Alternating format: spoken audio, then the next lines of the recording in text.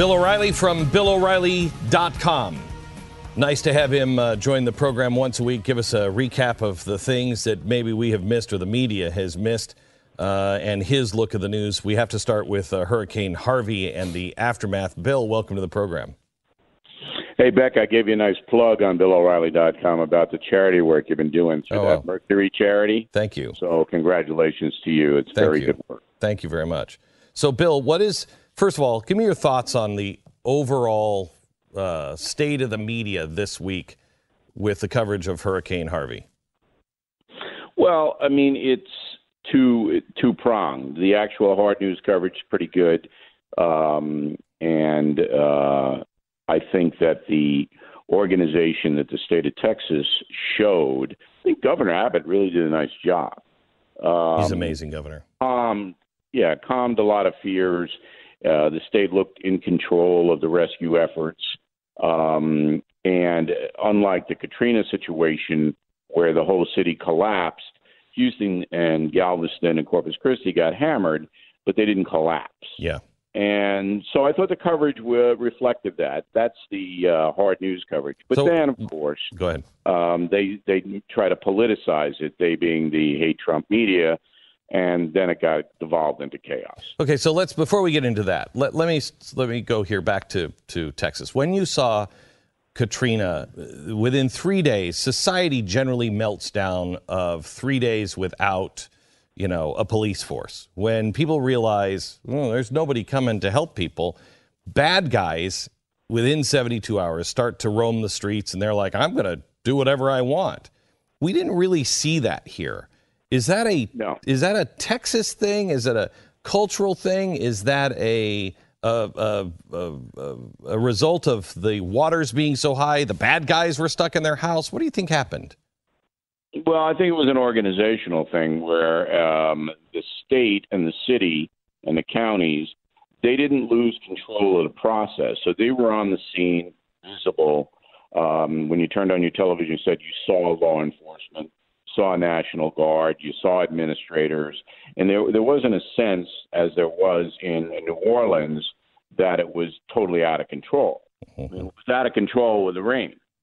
But other than that, the rescue efforts were coordinated. It seemed that there wasn't an opportunity for the bad guys. There are just as many bad guys in Texas as there are in Louisiana. Sure. It's unfortunate, but our society has 20% of people, I believe, that will commit evil when they can. 20%. You believe it's 20%? I do. Why do you believe that? It used to be lower because of the devaluation of religion, the secularism that's risen up where it's me first, what's good for me, the internet. Certainly, you can be as evil as you want, and then other people find other people worse than you. All of these combinations have risen the potential for destruction, I think doubled it since the greatest generation in the 50s. Do you believe that there is something that is curbing that or a way to curb that? Because if we've doubled it since the greatest generation, which I believe you're probably right, what are we doing to change that? What's the force that stands against that, Bill? Well, the force that stands against it is individual courage to do the right thing, because you don't have an organized force to stand against it. I mean, if you look at the amount of people who go to church weekly, I mean, that is, in my religion, Catholicism, it's dropped into the low 20s now. So we have become a secular society. We're France. So you don't have that. We used to have that religious bulwark that, if you did something evil, it was a sin and you would pay a price. That's gone for most Americans. So it's an individual choice now. And the media condones a lot of evil stuff. Did you see that? This opioid thing is a great example of that. I mean, instead of holding individual people responsible for taking these unbelievably dangerous, pernicious drugs that harm their families and their children, we don't do that. It's always somebody else's fault. So that's, where we are as a society. And when you have that, the potential for mayhem is amazing. And that's what you saw in Louisiana when as you rightly pointed out, when the authorities weren't visible, when no help was coming, these 20% of evil people did evil. But you didn't see it in Texas because the authorities were there and the response was organized. There was a story in the Huffington Post, going back to the media today, story in the Huffington Post today that talks about the racist rain in Houston, how the rain is only falling on the worst parts and the minority and the poorest sections, and they're the ones who are getting hurt. Can we go any further into insanity, Bill, than now saying that the rain is also somehow racist? Yeah, I didn't see the article, but it doesn't surprise me that the far left is always going to politicize and always make a racial incident out of every single thing. However, it is true that poor people, no matter where they are in the world, do not have the resources that middle class and wealthy people have, so that, you live in a better neighborhood, you have a stronger house. Well, except, hang on just a second. Wait. Except for in progressive places like New Jersey, that's very, very progressive, where all of the rich people have built their houses right there by the freeways and the oil refineries and the chemical factories. You see that all the time in those very progressive places like New Jersey. That's where the rich people live, and they let the poor people have the nicer sections of New Jersey because they're more enlightened. Either that or that doesn't happen anywhere.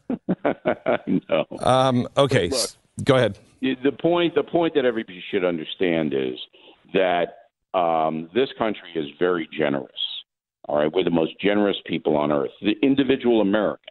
Okay, and that will help everybody who needs help, but the media will always make it into somebody's bad, and it's probably conservatives who are bad, or capitalism that's bad, or Republicans that are bad, and they'll tie it in.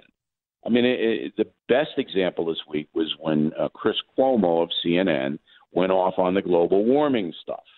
And Kellyanne Conway had a pretty good idea. He said, yeah, why don't you, knock that off for, a couple of weeks. We'll get back to it. But let's, save the people that need to be saved now instead of politicizing it, Chris. But they can't help themselves, Beck. Bill, when you look at everything that has happened this week, you had, I think it was Slate had an article out yesterday about how there's nothing special happening here in Texas. People are animals, and when they're afraid and there's a disaster, they bind together. That is not what happens with animals. That is not what happens in every society. When there's a disaster, it's very easy to go into dog eat dog, kill or be killed. That's the natural animal instinct. When you see what's happening, where people are just coming in from all over and helping, and the way people are behaving right now, is that a learned trait, or is that the natural animal man? Well, I think it's a learned trait. I mean, I think people who are raised in homes that say to their children, look, it's not all about you. So when you get an opportunity to help somebody, you do it. And that is the majority still in America. And I don't want to paint too ghastly a picture of this country. I will stand by my 20% premise that 20% of us are evil or capable of evil. But the others are very, helpful and particularly in the small towns, and they band together to help people. And that's what you're seeing in Texas. What did the press miss that you thought this is the point this week? It was more of my job basically is to call out irresponsibility. So that's where I'm focused in on. And I thought the CNN White House correspondent, Zeleny, I think his name is, when he got on the air and said that Trump has no empathy and was speaking just to his crew, and that's a quote, I just said to myself, you know what? You're an idiot. You're a hard news reporter. What are you, reading somebody's heart now? He has no empathy. And he makes a statement to the nation, and that's just talking to his crew. That's the most blatant stupidity, and it just shows the out-of-control bias that's in place at CNN and other news organizations. I will tell you. So that's the kind of stuff that I saw, rather than you were much closer to it than I was, the heroism that was going on, and it was plenty of that. I will tell you that, I don't stand where you stand on Donald Trump. I'll praise him when he's right and criticize when I think he's wrong. But he's my president, but he's not my guy per se. I will tell you this. I about blew gasket after gasket this week when I saw the press doing things like worried about Melania's shoes. First of all, every woman in the country should be saying, how did she walk across the White House lawn in 5-inch stilettos, let alone going down there? Who cares? The president wasn't getting into boats. She knew she wouldn't be getting into boats. She'd step off the tarmac, out of the plane, go someplace, they'd talk, they'd get back on the plane. What is the problem? But that's what I mean about it. It doesn't matter what the federal government's response was. If the federal government's run by Trump, it's going to be bad. We'll find a way to make it bad. We wake up in the morning and we say, how can we make Trump look bad so we can get him out of office? That's what's going on. That's what's going on. These news agencies are committed to destroying him.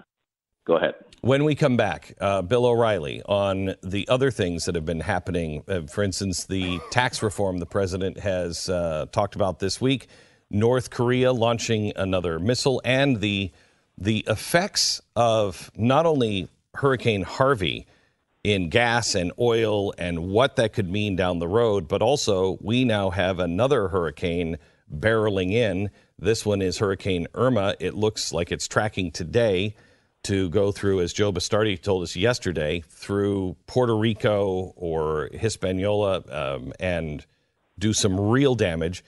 There are also some charts that are showing it maybe going up into Florida, possibly the Carolinas, and some actually showing it going into the Gulf. What should we do to prepare for that? When we come back with Bill O'Reilly.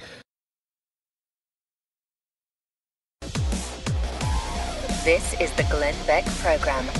So let's look at the political fallout here, Bill. What do you think, joined by Bill O'Reilly from BillO'Reilly.com, what do you think the political damage is on any side? I think the real political damage this week has been done to the media. I think the media is seen for what they are, a grotesque distortion of what's really important. I think even people who don't like Donald Trump kind of watched the media and went, give it a rest, guys. I mean, geez, for love of people, people are dying and struggling. And I think they wanted to see the good news. They wanted to see people coming together. And I think the media exposed themselves even deeply, even to their own side, if you will. And I think that's the one that has the hardest fallout from this. Do you disagree, or where am I wrong? No, I'm not. See, I'm a fact-based guy, so let's look at two facts, all right? And this will, I think, back up what you're saying. Number one, the ratings on cable in prime time for the coverage of Hurricane Harvey have been mediocre. Right? People did not flood in to watch this coverage. Pardon the pun. Yeah. All right. Now, why? I don't know. But when I was in the chair at 8 o'clock at Fox, we would have doubled what they did. Because in every hard news situation, we did tremendous numbers. People came in because we did a factual presentation. So on all three of them, people just didn't watch very much. Then on Thursday, a poll came out, Fox News poll, and it asked the 1,000 registered voters, who do you think's a bigger threat to the country, white supremacists or the media? Wow. And it was close. It was about 47 to 40 white supremacists won. But then when you factored in the people who said both, it got 49, the media, to 47 white supremacists. So there's no doubt that Americans, all right, and I'm going to let the far left, because they like what's happening to the media, because the media is on their side now. But most Americans aren't ideological, and they know the fix is in. Whether it's a storm, whether it's a healthcare debate, whether it's Trump, wearing a hat, it doesn't matter. They know they're not going to get the truth. They're going to get some preconceived, let's get Trump, as I talked about last segment. So anyway, you're right in the sense that the media is damaging itself by being foolish. And I don't think it's ever going to come back. I don't think this cycle, I think people have another alternative they didn't have 5 years ago. They have their machines. They can go to their computers and go on whatever website they want to get on and get the news that way. So when you have that convenience, why go to a vehicle that doesn't tell you the truth? Why? I don't either. So let me give you this story. Pat, do you have the story from Google that just broke? And I don't know the site, etc. But this bothers me when you see sites like Der Stormer, which I don't like at all, but can be just taken off the internet because a guy gets up in the morning, in his own words, watch the interview with him on Vice. In his own words, got up in the morning and decided they're not going to be on the internet anymore. It's kind of a spooky thing. Here's the latest from Google today. The site Liberty Conservative, which I'm not familiar with at all, is saying that Google sent them a message that if they don't take down one of their articles that Google considers hateful, Google is going to choke off all their ad revenue.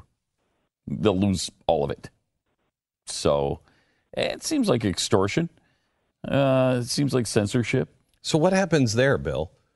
Because we are moving into I mean, I have to see what the article is. I mean, you certainly can't have an article anywhere. They did not link the article.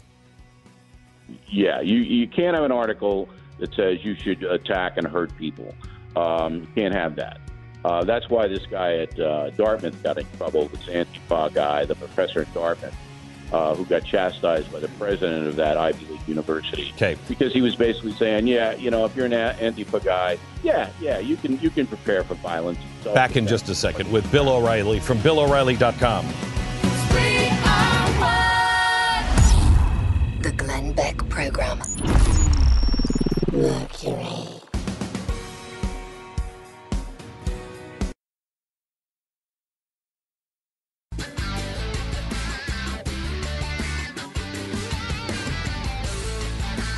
This is the Glenn Beck Program. Bill O'Reilly from BillO'Reilly.com. DACA is in the news today. DACA is the Barack Obama mandate that says we're not going to go after children who have been here and the dreamers, and we're just not going after them. This is something the president said he would stop on day one. And then in February, he said, DACA is a very, very difficult subject for me. To me, it's one of the most difficult subjects I have because you have all these incredible kids in many cases, but not in all cases. And in some cases, they're having DACA and they're gang members and they're drug dealers too. But you have some absolutely incredible kids. I would say mostly, end quote. Okay, so there are 10 states now that have threatened to sue the federal government if they don't stop DACA. They're 10 days away from this drop dead date of the states coming together and saying, we're going to sue you unless you stop this. The White House could announce something today, but I don't think he's going after DACA. Do you, Bill? I do. I think he'll do a modification of it. And this is where Kelly comes in, the chief of staff. This is what he does. Remember, General Kelly was the head of national security, of ICE, of Homeland Security. And he knows this inside and out. So it's his policy that's going to be announced, not Trump's policy, because Trump doesn't know what to do. If he knocks out all these kids and says they have to go back, then you know what's going to happen. He's a racist, he's this, he's that. I mean, another cycle of this starts. So what I expect Kelly to do is some kind of nuanced thing. Say, look, we're going to revoke the Obama thing because it's just too broad. It's too general. But if you were a child and brought here by your parents and have been here for 25 years and a good citizen, we're going to give you a chance to have a hearing on that. That's the way to handle it, with some nuance and some touch. Sure. Rather than do what Obama did, which is say, oh, you all can stay. If you're an MS-13 member, you can stay. I mean, come on. So, but this is not what the people who, the people who voted for Donald Trump, and I don't mean all of them, but some of the people who had real clout, they do not want that nuance. I understand that, but he's got to govern. I mean, Trump has got to. What the problem with the president right now is that he's having a hard time governing. Agree. Because he can't get plurality, he can't get majority, he can't get support. And it's so bad. If he doesn't get this tax cut passed in the next 50 days, because that's all they have, Congress is all working before Christmas, he's done. He's got to get it done. He's got to get something passed. So he's got to be able to govern. And I understand campaign promises. And, I know Trump 30 years. I know what he was doing. But if he comes in and he says, look, I'm just going to be, it's my way or the highway, and it's going to be the highway for him. He's got to govern. He's got to convince people. And this tax cut, this is everything now. And if he doesn't get this done, then all the independents and all the people who aren't pro-Trump is about 33, 35% of the population right now, voting population. That's who's pro-Trump. There's about 20% persuadable. Yes. And that put him in the White House. Okay. But if he loses the 20% persuadable, then he's done. And the 20%, I believe that 20% persuadable are people who are just hardworking. They're not, they don't want to stand with the communists. They don't want to stand with the Nazis. They don't want to shove everybody out of the country. They just want common sense, rule of law, and give me a break. Get out of my bedroom. Get out of my bank account. And the break is the tax cut. And that is everything now for Donald Trump and his administration. So I do believe that he's going to do some kind of nuance on the DACA thing. I could be wrong on that. I'm looking at it from a Kelly point of view because I know Kelly is behind the whatever's going to happen. That's how you have to analyze this. You guys, okay, who's the driver on this? And the driver isn't President Trump. The driver is Kelly. So that's what I expect to happen. I would think the driver is also his family. I mean, I think his family, and I don't think Donald Trump actually believed, they're all coming in here or they're all racist. I mean, they're all rapists. I don't think that's not how he. No, but he said that to me. He said that to me. That soundbite came when I did the interview with him. And the context of that soundbite is that we were talking about people smuggling people into the United States, taking people from Central America, Honduras, Guatemala, and bringing them across Mexico and into the USA. That was the context of Trump's remark. And he says a lot of these guys are rapists. A lot of these guys are brutal. He was talking about the trafficking, not the guy tilling the fields in Monterey. And it just got so distorted by the media who hates him that it became true. Wait, so repeat a lie often enough, it's a truth. Joseph Goebbels, the Nazi minister of information. Okay? And so when he said it to me, and I went on the shows, Beck, you may remember, I said, look, that's not what he said. I do remember that, but I do also remember, and I'm fuzzy on this, I'll have to go back, but I do believe he also said those things in press conferences and speeches. Did he say it to you first, Bill? Because I know he said that in his announcement speech, he said that. No, but I did the first interview after the announcement. The first one was done by me. That is palatial Carol. And one of the things was the wall. And then off the wall question came, well, why do you need a wall? And then he said, because we have these terrible people smuggling poor souls into the USA, and they're raping them and abusing them and all that. True. And then the media just took that and said, oh, Trump's calling all Mexicans rapists. I said this week on my podcast that I have a very hard time covering Trump because I see sometimes Trump does bad things. Sometimes he makes bad mistakes. It's my job to point that out. But I'm giving him the benefit of the doubt because I know how hateful and dishonest the media is towards him. So actually, it's harder for me to cover him than it was to cover Bush the Younger or Obama, because that circumstance existed to some extent with Bush the Younger, but it's not nearly to the extent. So I'm giving Trump the benefit of the doubt a lot of times when I, in the past, wouldn't. I was tough on him in my interviews in the campaign. If you go back and look at them, they're the toughest interviews he did. So when you one time he in Detroit, he said I should see a psychiatrist. Right, that. I do remember that, and I do remember thinking, finally, somebody has said it. So, Bill, let me go back. The truth. Let me go back to tax cuts. Because it's not just the media that doesn't like him. He has isolated himself from the Washington power players as well, and I'm perfectly fine with that myself. But he needs some coalition on Capitol Hill for tax reforms. Can he get that done?